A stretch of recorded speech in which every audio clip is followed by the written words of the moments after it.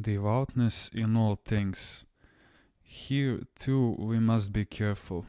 A cloth adorned with crosses was spread out on a sofa. It is inappropriate to sit or to step on crosses. Some Jewish merchants mark the bottom of shoes with crosses.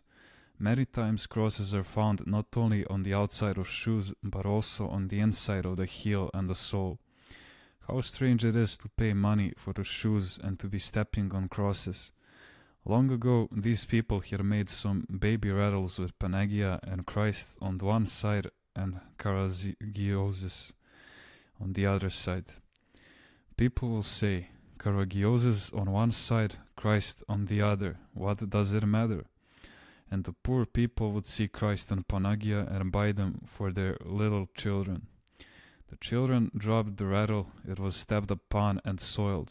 And now people told me that Roman Catholic missionaries somewhere near China are wearing some necklaces which have Christs on the inside and Buddha on the outside. Either place Christ alone on the inside or confess Christ openly, otherwise the grace of God does not come.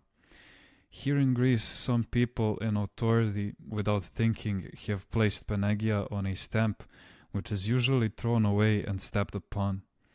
Geronda. Can someone be devout in some things and not in others? No, if he is truly devout, he will be devout in all things.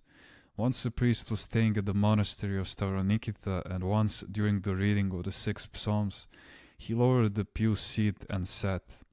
Father, they are reading the 6 Psalms, I told him. This way I can enjoy it all the more, he told me. Just think. Years later he came and found me. He told me that he was preparing icons and giving them away as a blessing. I asked him, how do you glue the icons? He explained. I put glue on the wood, position the paper icon on the wood, and when I have a stack of them, I pile them up and sit on them so they can stick well. Then I take a book and read for a while. When I heard this, my hair stood on end.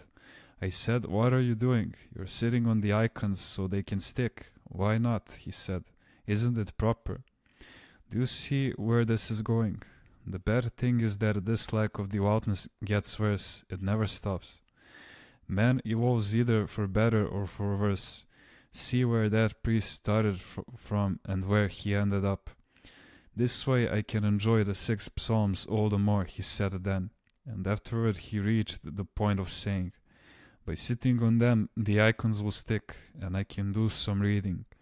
Then he thought it strange what I told him about the 6 Psalms. And there were other older fathers who were standing at the time. They leaned a little on the pew and did not move at all. It is one thing if someone is very tired or sick, and his legs are weak and he is sitting for that reason. Christ will of course not condemn him, but it is very different to imagine this to be the right way and to even add the remark, I enjoy the Psalms more when I am sitting. How can you justify this? Spiritual life is not a matter of enjoyment. If you are hurting, sit. Christ is not a tyrant. Abba Isaac says, if you cannot stand, sit. He does not say, if you can, sit. Geronda. Why don't we sit during the reading of the 6 Psalms? Because they symbolize the judgment. During the reading of the 6 Psalms, our mind should be thinking of the hour of judgment. The reading takes about 6 or 7 minutes. During the first part, we do not even make the sign of the cross, because now Christ will come not to be crucified, but will come as a judge.